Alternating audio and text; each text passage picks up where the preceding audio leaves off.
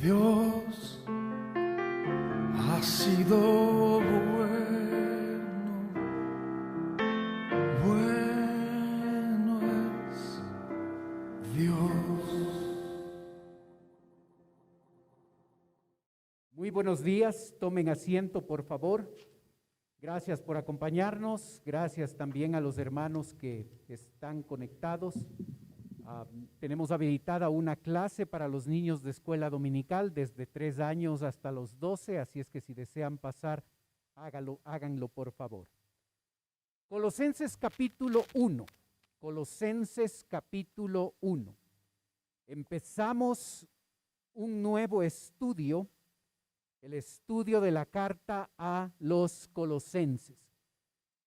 El apóstol Pablo escribió 4 cartas mientras estuvo en la prisión en Roma. Hemos estudiado Filipenses, Efesios, Filemón, y vamos ahora a empezar a estudiar esa 4ª carta que el apóstol escribió cuando estaba en la prisión, la carta a los Colosenses.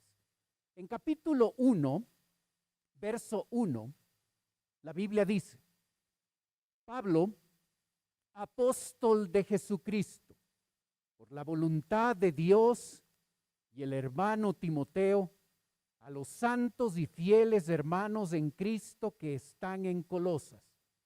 Gracia y paz sea a vosotros, de Dios nuestro Padre y del Señor Jesucristo. La carta a los Colosenses, la iglesia de Colosas, a la que Pablo dirige esta carta, es un grupo de creyentes que Pablo no conocía personalmente. Pablo no estableció la iglesia allí, lo hizo uno de los colaboradores de Pablo que trabajó con él cuando él estuvo en Éfeso, llamado Epafras. Epafras, en un momento dado, se va a hacer un viaje de 1,700 kilómetros a 2,200, dependiendo de cuál fue la ruta que escogió, desde Colosas hasta la prisión en Roma. Es un viaje sumamente importante, sumamente largo. Este tipo de viajes no eran usuales hacerlo por el costo y por el peligro y por lo difícil que era hacer un viaje de este tipo en ese momento. Epafras, el pastor de la iglesia, se hace este viaje para informar 2 cosas al apóstol Pablo. Lo primero, quiere informar que la iglesia tiene características buenas e importantes, como la fe, el amor y la esperanza, de la que nos habla el capítulo 1, verso del 3 al 5.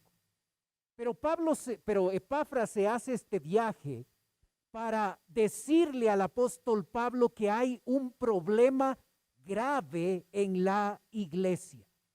Los falsos maestros se han introducido en la iglesia y ellos han establecido algo que se va a conocer con el nombre de la herejía de Colosas.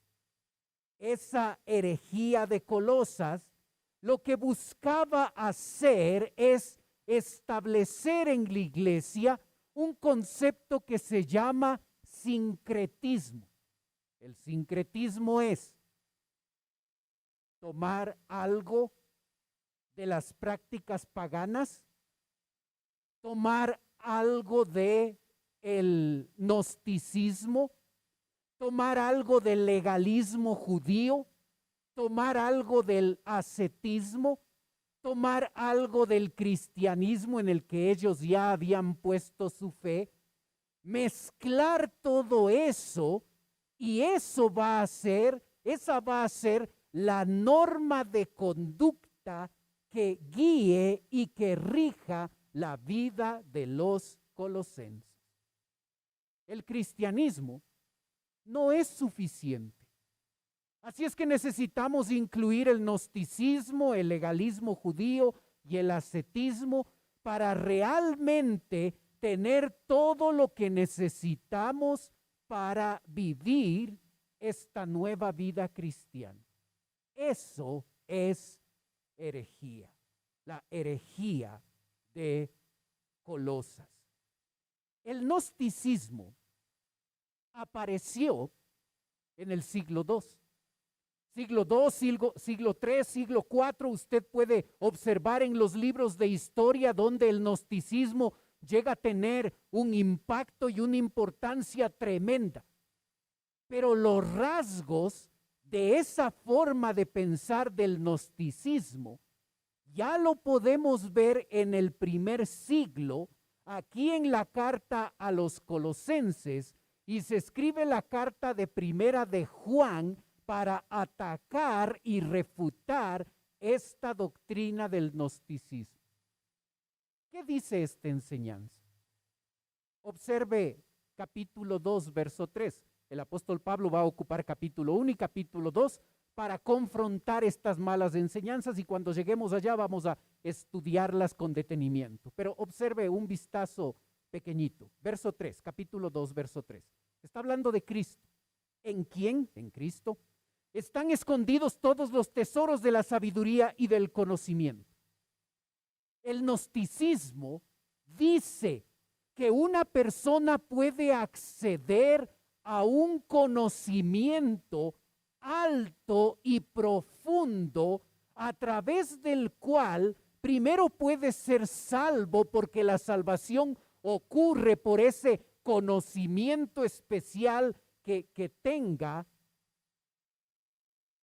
Y ese conocimiento especial, ese conocimiento profundo, místico, es el que llega a permitirme a mí llegar a disfrutar de una espiritualidad que sin esa espiritualidad la persona no va a sentirse completa, realizada y feliz. ¿Qué les dice Pablo? En Cristo están escondidos todos los tesoros de la sabiduría y del conocimiento. En Cristo tienes un conocimiento mucho más grande del que te puede ofrecer el gnosticismo. Tú no necesitas otra cosa en tu vida cristiana sino Jesucristo. Y esta es la doctrina fundamental de Colosenses, la preeminencia de Cristo. Jesucristo, en Él estamos completos, tenemos todo.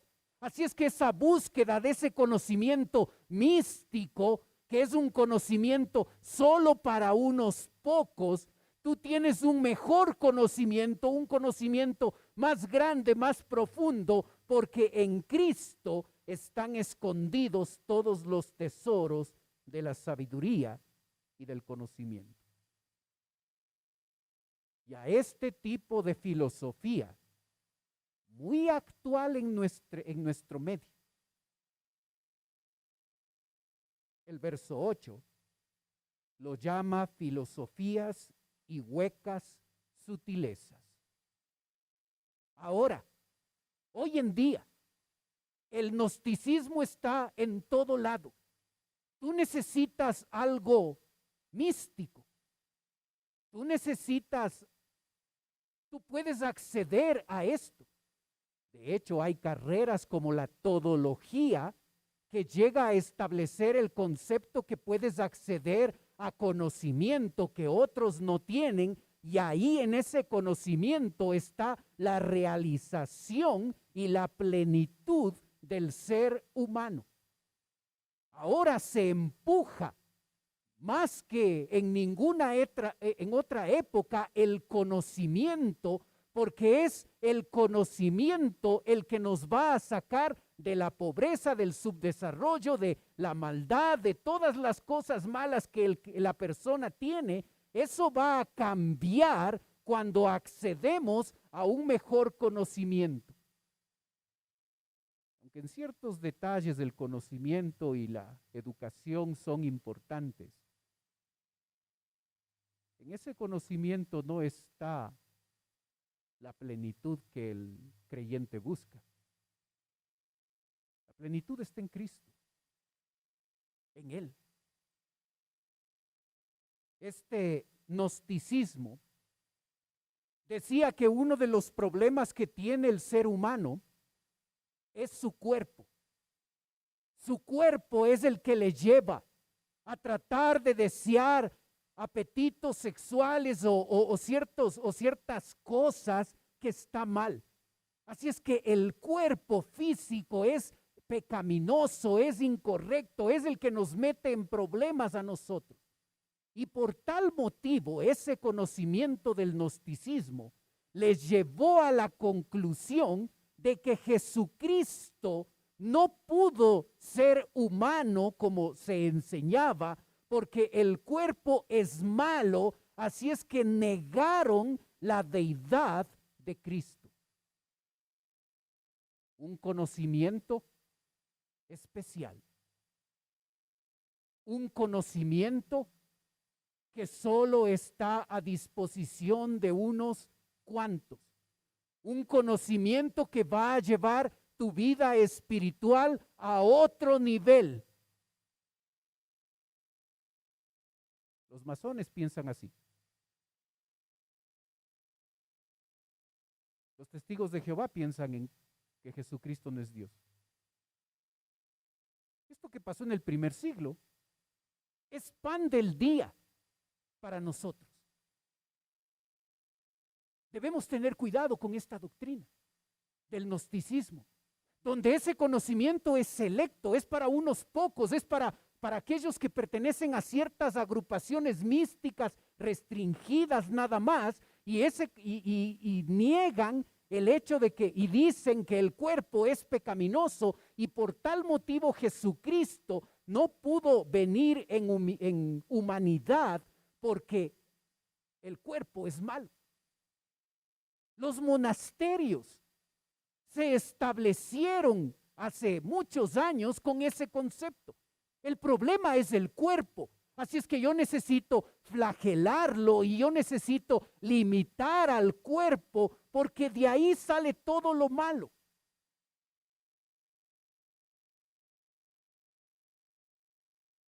Empezaron a dudar de la deidad de Cristo. Y empezaron a enseñar que la espiritualidad y esa plenitud que el cristiano puede experimentar es solo para unos pocos, solo para aquellos que llegan a ese conocimiento especial místico. La meditación trascendental trata de buscar eso. Se suben a los buses vendiendo incienso.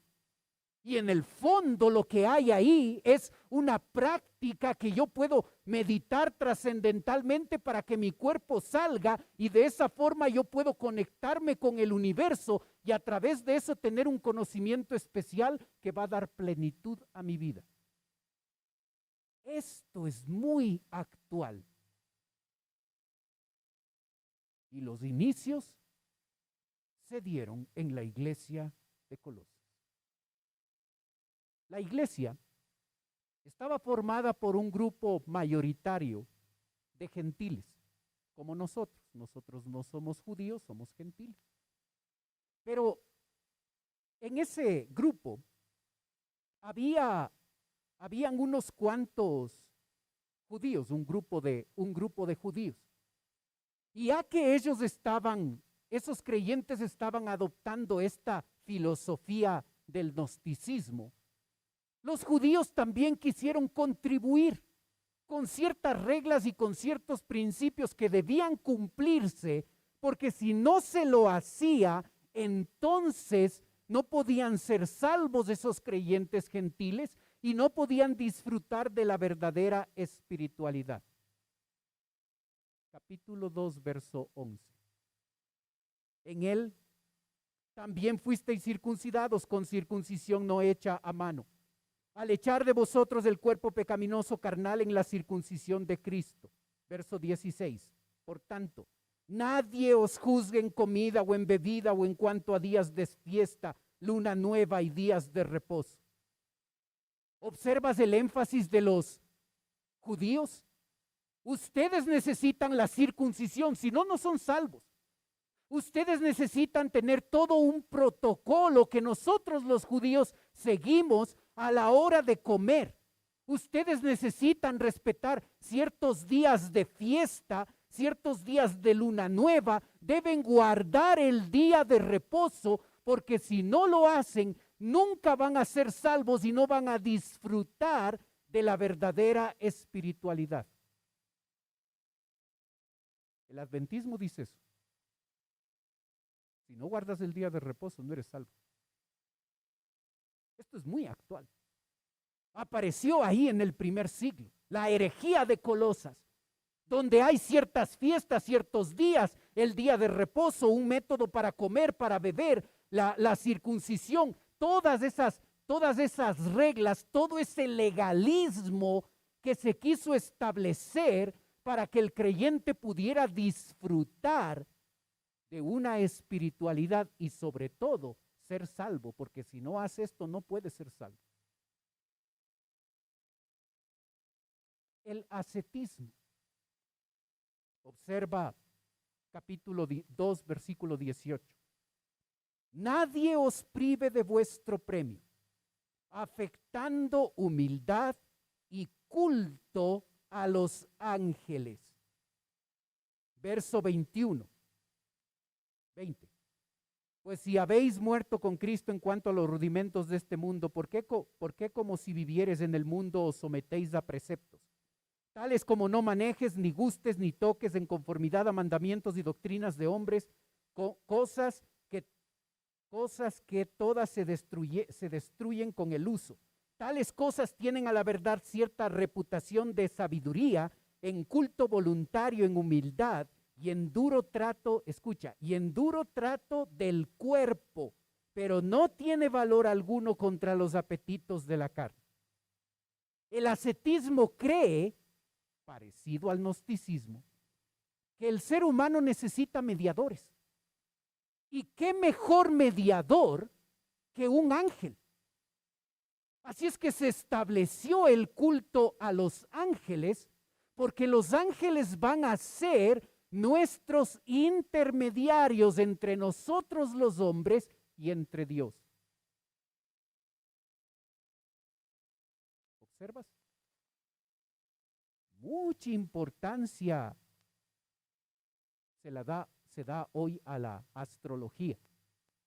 Si yo no leo lo que dice el horóscopo y dice, uy, ahora me va a ir bien, ok, ahora me va a ir mal, no, hoy no salgo de la casa.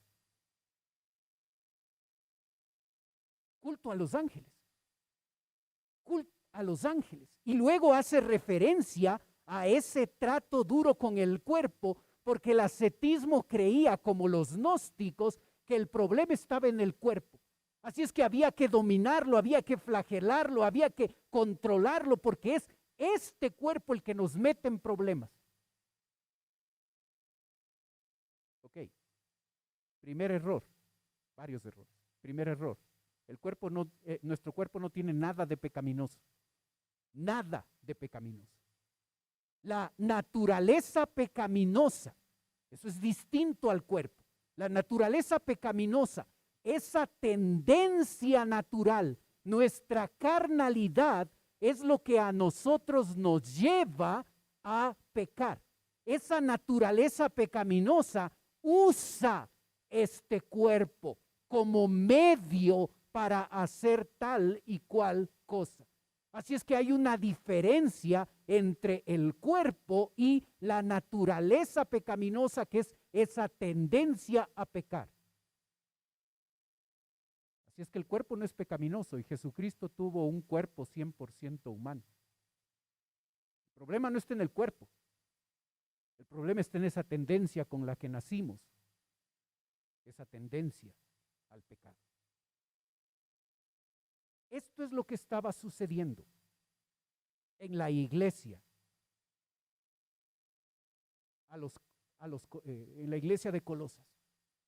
El apóstol Pablo escribe el capítulo 1 con el objetivo de mostrar que Cristo es Dios es preeminente, es el creador de todo lo que existe, es el redentor y en Cristo estamos completos. Es una tesis doctoral. Si tú quieres tener un conocimiento profundo de Cristo, capítulo 1 y capítulo 2, el apóstol Pablo hace una tesis doctoral acerca de quién es Cristo, su suficiencia, su preeminencia y cómo el creyente no necesita ninguna filosofía, nada de gnosticismo, nada de legalismo, nada de ascetismo, porque en Cristo estamos completos.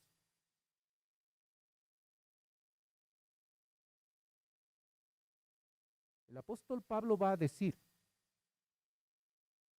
que si el creyente cree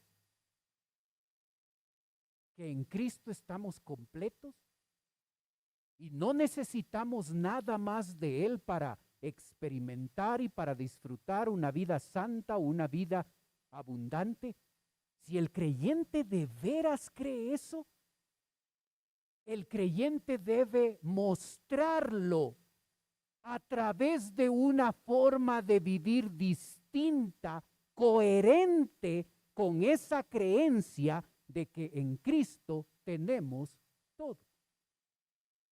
Y por eso los capítulos 3 y 4 nos va a hablar de cómo vive una persona que cree que Cristo es suficiente. Eso es lo que aprendemos en la carta a los Colosenses. La doctrina de Cristo y su preeminencia en capítulo 1 y capítulo 2. Y luego, cómo esta doctrina donde un creyente no solo cree intelectualmente, sino vive de acuerdo a sus principios, ese conocimiento nos va a llevar a vivir de manera correcta y en capítulo 3 y 4 nos va a decir cómo esa vida debe ser diferente en el día a día para ti y para mí. La carta a los Colosenses, de hecho las 21 cartas, exceptuando Hebreos, tienen una misma estructura. Apertura, cuerpo, despedida. En el primer siglo, cuando una persona quería escribir una carta, el formato, el estilo era este: apertura, cuerpo, despedida. Los escritores del Nuevo Testamento usaron esta estructura que se usaba en el primer siglo para, respetando esta estructura, escribir las 21 cartas que tenemos en el Nuevo Testamento. Capítulo 1, verso 1, se nos dice quién es el autor de la carta a los Colosenses y dice: Pablo, apóstol de Jesucristo por la voluntad de Dios. Los dos primeros versículos son parte de la apertura. Pablo, apóstol de Jesucristo por la voluntad de Dios.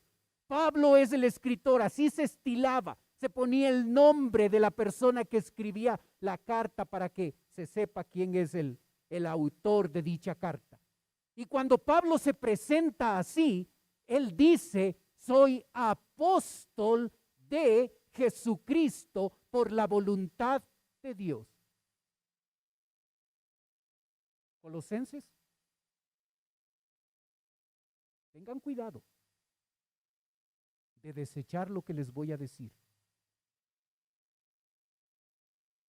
porque yo soy apóstol de Jesucristo por voluntad de Dios, no porque me fue mal en la universidad y me metí a ser apóstol. Dios me llamó a esto.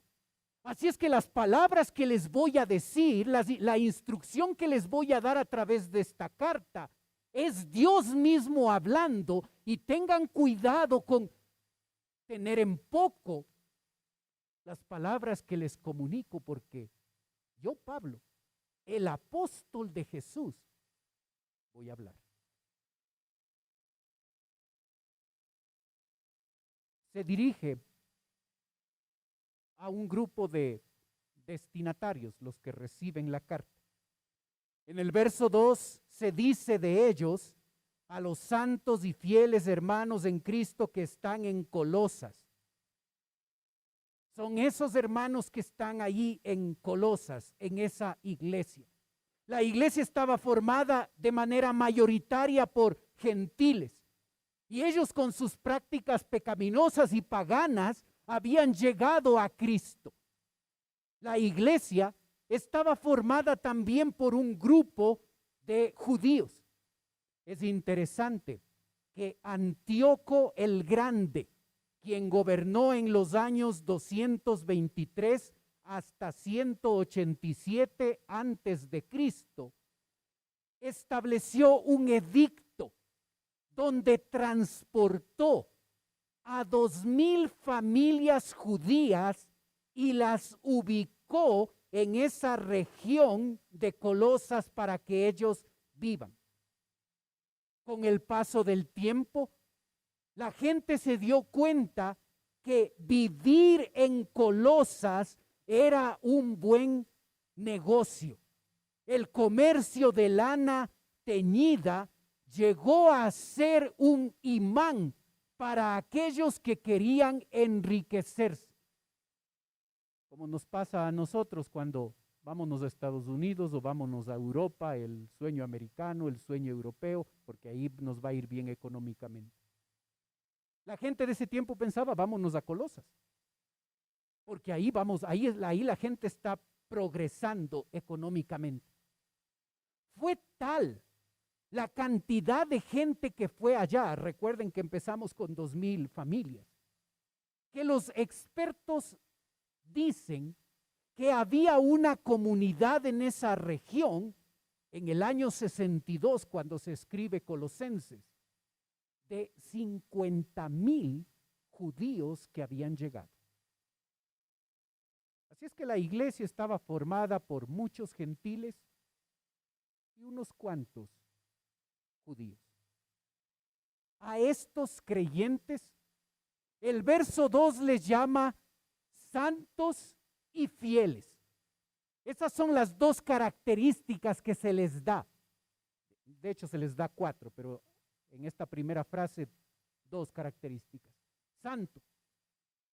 Para nosotros, con un trasfondo católico, nosotros sabemos que la canonización, es decir, el proceso para establecer que una persona es santa, es primero esperar que la persona se muera. La persona se muere y después de su muerte deben haber registrado objetivamente 2 o 3 milagros de este muerto para que a través de un comité y un estudio ese hecho sea analizado y la vida de esta persona muerta sea analizada, y después de eso el comité diga, sí, esa persona debe ser canonizada, es decir, esa persona debe ser considerada como santo. Ese es el proceso, muy cercano a nosotros, porque nuestra cultura es católica, así nacimos. La santidad en la Biblia no es para personas muertas. Está hablando aquí de personas vivas. Y se les dice santos. ¿Por qué? Porque se portaban como santos, porque vivían como santos, porque tenían una vida ejemplar. No. El hecho de poner la fe en el Señor Jesucristo te hace santo. Dios te aparta, Dios te escoge, Dios te consagra para sí mismo en el mismo momento de tu salvación, y te llama santo, aunque tú y yo no vivamos como santos. Se les llama fieles. ¿Cuán fieles eran los colosenses? Muy poco. ¿Por qué se les llama fieles entonces? Porque fiel ahí significa constante creencia. Una persona que llega a Cristo la persona que de veras es salvo, recibe de parte de Dios algo que se conoce con el concepto de la perseverancia de los santos, es decir, tú no pierdes tu salvación. Si tú eres salvo de veras, vas a permanecer en esa creencia por siempre. Eso significa que no haya momentos de rebeldía en nuestra vida y de momentos donde nos portamos mal con nuestro Señor. Pero si de veras hemos puesto nuestra fe en el Señor Jesucristo, Cristo nos va a llevar a nosotros a ser fieles y constantes en nuestra creencia de haber puesto nuestra fe en el Señor Jesucristo. Y es por eso que un creyente verdadero nunca dejará de creer que Cristo es el Salvador, su Salvador. A estos hermanos se les llama no solo santos y fieles, sino se les llama hermanos en Cristo que están en Colosas. ¿Por qué el texto no dice santos y fieles que están en Colosas, hermanos en Cristo? ¿No da lo mismo? No, no da lo mismo. Porque lo más importante en la vida de un creyente es vivir de acuerdo a su ciudadanía celestial. Y después de eso, vivir como una persona que es de nacionalidad de Colosas. Por eso el orden ahí. Porque yo necesito sentirme bien y sentirme orgulloso que soy ciudadano de nuestro lindo país, de nuestro lindo Ecuador. Pero más importante que eso es que yo estoy en Cristo, yo soy un hermano en la fe, yo tengo mi ciudadanía en el cielo y debo vivir de acuerdo a mi ciudadanía más que vivir de acuerdo a la ciudadanía a la que cada uno de nosotros pertenecemos. Observas como una pequeña apertura de 2 versículos que a veces los leemos tan rápido y parece que no tiene mucha importancia. Hay riqueza en las Escrituras. La frase en Cristo, y creo que puse una tabla en la siguiente diapositiva, más de 20 veces en Colosenses. Casi 80 veces la usa Pablo. A Pablo le gusta esta frase en Cristo, cualquier frase que sea sinónima a esto. Y sabes, tú y yo necesitamos entender que nuestra identidad ahora depende de que nosotros estamos en Cristo, de que nosotros estamos en Él, de que ya no es lo mismo, ya no es la misma forma en la que antes vivíamos, porque en ese antes nosotros buscamos nuestra identidad y nuestra aceptación de distintas formas. Priorizábamos la parte económica, priorizábamos el estudio, priorizábamos la religión, priorizábamos distintas cosas para ser aceptados y para tener un lugar y para sentirnos importantes y utilizábamos la religión para sentirnos aceptados por Dios. Ahora en Cristo, Cristo nos ha aceptado. En Cristo tenemos plenitud. En Cristo tenemos todo lo que un creyente requiere. Y por eso la repetición constante del apóstol Pablo de esta frase en la carta a los colosenses, porque los colosenses se han desviado siguiendo una herejía, dando lugar a una herejía donde Cristo ya no es considerado Dios, donde Cristo ya no es suficiente, donde ahora necesito algo más en mi vida, donde ahora necesito alguna cosa para sentir y para disfrutar la vida abundante y para tener un mejor nivel de espiritualidad.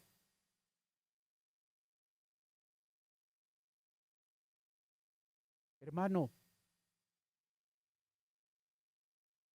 ¿qué estás buscando para sentirte completo? ¿Qué buscas en esta vida para sentirte completo? ¿Estás poniendo tu energía en que si tengo un título universitario, tengo una carrera, si mi economía mejora? ¿Qué buscas? ¿Qué buscas en esta vida? Pensando equivocadamente que eso que estás buscando, ahí vas a sentirte completo, sentirte pleno.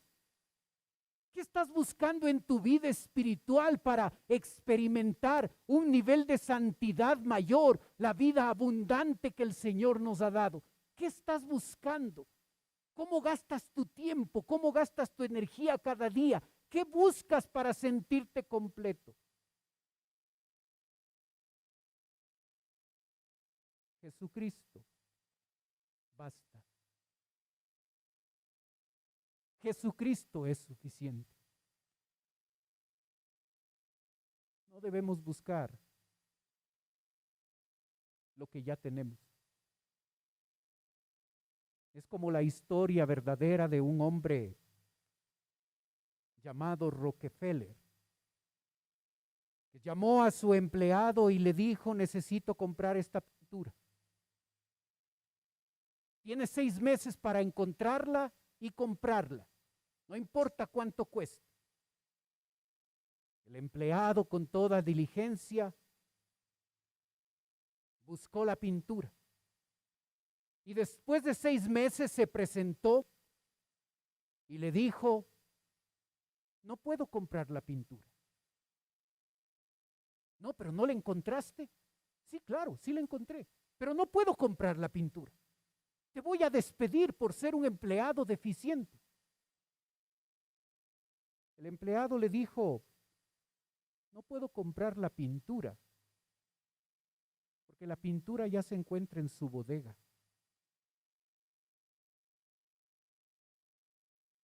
Buscamos lo que ya tenemos. Ya tenemos a Cristo. Es suficiente Él para darte una vida distinta, para darte una vida diferente, para darte una vida abundante, para llevarte a un nivel espiritual que ni imaginas. Ya tenemos a Cristo. No debemos buscar lo que ya tenemos, no debemos buscar migajas en las cosas que este mundo nos ofrece para sentir plenitud y sentir valor y sentir aceptación, porque en Cristo Él es suficiente. Él es preeminente. Jesucristo es suficiente. Jesucristo basta.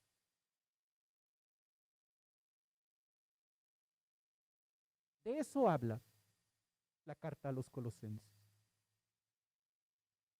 El apóstol termina diciendo: gracia y paz sean a vosotros de Dios nuestro Padre y del Señor Jesucristo.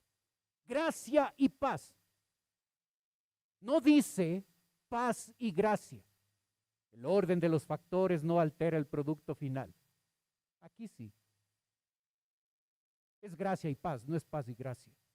Es gracia y paz porque la gracia, el favor no merecido, el favor de amor que se nos otorga para llegar a ser salvos, se nos da a nosotros, y cuando recibimos de Dios su gracia en nuestra vida y somos salvos, entonces y solo entonces pasamos de ser enemigos de Dios a estar en paz con nuestro Creador y nuestro Salvador. Pero ¿sabes un detalle interesante? Aunque esto es cierto, Y si tú estás visitando nuestra iglesia, esto necesitas. No necesitas una nueva iglesia, una nueva religión. Necesitas la gracia de Dios, porque solo cuando la recibas experimentarás la verdadera paz. Estarás en paz con tu Creador y Él será tu Salvador, tu Señor y tu Padre Celestial. Pero el detalle interesante es que la referencia a la gracia y la paz es una referencia dicha, no a incrédulos. El apóstol Pablo está hablando con creyentes, los creyentes de Colosas, a los que les ha llamado santos, fieles, hermanos en Cristo. Y a estos santos, fieles y hermanos en Cristo les dice gracia y paz. Hermano, tú y yo necesitamos la gracia de Dios. No para ser salvos, ya lo fuimos. Necesito la gracia de Dios para vivir cada día, como a mi Señor le agrada. Porque en mis fuerzas no puedo. Porque con mis capacidades no son suficientes. Necesito cada día la gracia de Dios en mi vida, porque si no, le avergüenzo. Pero necesito también su paz. Porque cuando paso por circunstancias difíciles, como las actuales, las circunstancias difíciles muchas veces me llegan a superar y me invade el temor, el miedo, la incertidumbre, la preocupación. Y ya no necesito hacer la paz con Dios porque ya la hice cuando recibí a mi Señor. Pero necesito la paz de Dios que sobrepasa todo entendimiento para que aplaque mis temores, mis dudas, mis preocupaciones. Así es que el incrédulo necesita la gracia y la paz para llegar a Cristo, pero el creyente necesita la gracia y la paz para vivir de manera distinta en el día a día. ¡Cuánta riqueza hay en esta pequeña introducción que el apóstol Pablo hace a su carta! Él va a topar varios temas. Va a hablar de la preeminencia de Cristo, va a hablar de la divinidad de Cristo, va a mostrar que Cristo es la cabeza de la iglesia, va a hablar de cómo la filosofía no es suficiente, cómo el gnosticismo no es suficiente, cómo el legalismo judío no son suficientes, cómo el ascetismo no es suficiente, solo Cristo es suficiente, y estos temas van a ser tratados por él.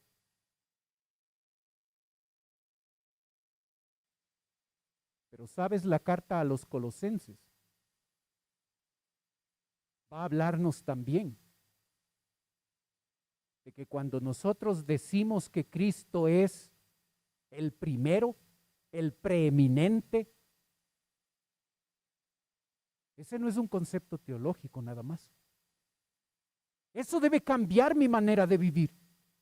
Y lo va a expresar en los capítulos 3 y 4 y va a concentrarse en las relaciones interpersonales de maridos, mujeres, padres, hijos, amos y siervos y otras relaciones más, donde va a mostrar que ahí se debe notar la diferencia de un cristiano que dice que Cristo es suficiente.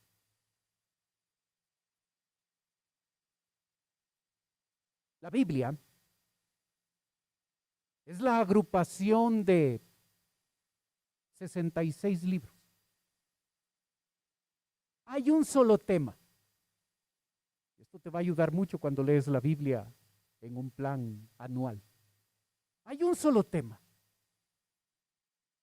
El plan de Dios para salvar al hombre pecador a través de la muerte de su Hijo en la cruz de Calvario.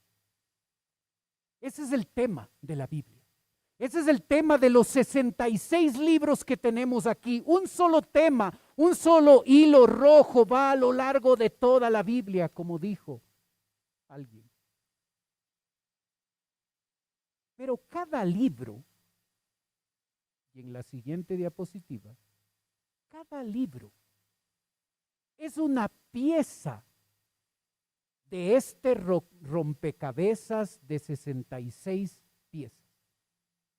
Cada pieza contribuye en algo a esa historia en el plan de salvación que Dios ha establecido. Colosenses contribuye en esa historia con la verdad de que Cristo es suficiente, de que sin Cristo no estamos en nada, de que sin Cristo no hay salvación, de que Jesucristo basta, de que Jesucristo es preeminente, de que en Jesucristo tenemos todo lo que necesitamos. Así es que cuando el creyente entiende el plan de salvación, puedes llegar a entender que la carta a los Colosenses le pone a Cristo como la persona más importante, esencial y trascendental para llevar a cabo ese plan de salvación. Eso vamos a aprender. En los capítulos 1 y 2, el apóstol Pablo hace un doctorado en Cristo, en lo que significa la persona de Cristo. Hay una tremenda profundidad en esa doctrina en el capítulo 1 y 2. Y cómo cuando el creyente cree apropiadamente en quién es Cristo, eso va a cambiar la manera en la que tú y yo vivimos. Cristo es preeminente. Y lo que necesitaban estos creyentes de Colosas, que estaban siguiendo las filosofías y el gnosticismo y todo eso, lo que ellos necesitaban hacer es tener un conocimiento profundo, exacto, de quién es Cristo en su vida y de en quién ellos habían creído y puesto su fe. Y con ese propósito escribe la carta a los Colosenses. Te invito a seguir en los próximos meses, en las próximas semanas, el estudio de esta carta. Estoy mandando cada domingo un devocional de lunes a sábado con preguntas y cosas que nos van a ayudar para llegar el día domingo acá y tener más información y que el mensaje del domingo sea mejor entendido y mejor apropiado. Empezamos el domingo anterior, puedes revisar en el chat de la iglesia, ya hay un video introductor de la carta a los Colosenses y un pequeño devocional que envié. Y cada domingo lo voy a hacer. Conéctate para aprender de quién es Cristo, porque Cristo es preeminente. Cristo basta. Oremos.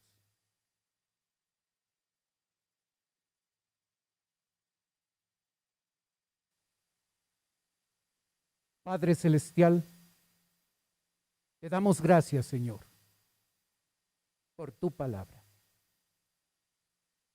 Gracias, Señor, porque nosotros, tu iglesia, nosotros que estamos acá, nosotros necesitamos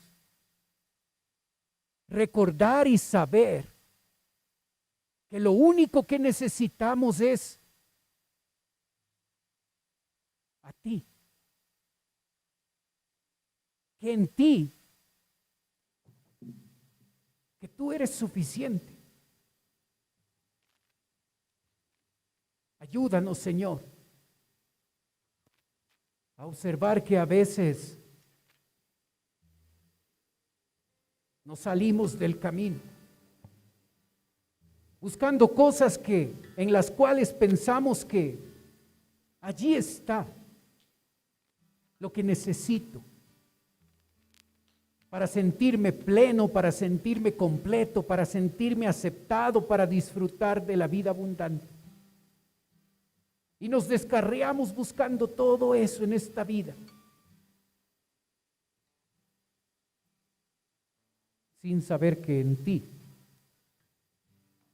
ya lo tenemos todo.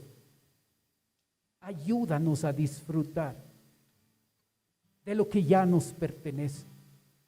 Ayúdanos a disfrutar de las bendiciones que ya nos has dado, de la herencia que ya nos has otorgado. Ayúdanos a vivir cada día con la verdad y la realidad de que Cristo es suficiente, de que Cristo basta. Estamos completos con Él. Mientras usted sigue orando, por favor. Puede ser que esta mañana nos está visitando alguien por primera vez. Y si ese es su caso y usted quiere permitirme orar por usted, mientras los demás tienen sus ojos cerrados, usted puede levantar su mano y con eso me está diciendo: pastor, vengo por primera vez, ore por mí. ¿Hay alguien así esta mañana? Veo su mano, gracias. ¿Alguien más por primera vez con nosotros?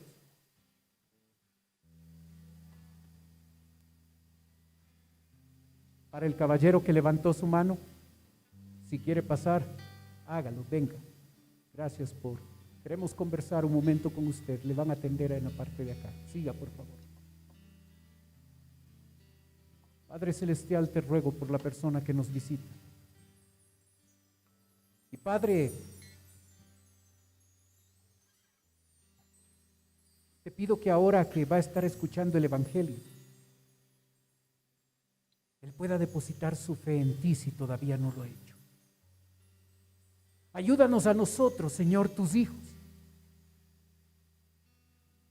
A veces buscando en esta vida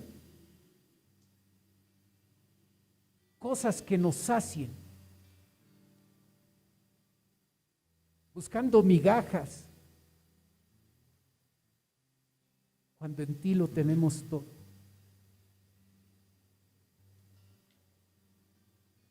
Pedimos tu bendición. Oramos en el nombre de Cristo Jesús. Amén.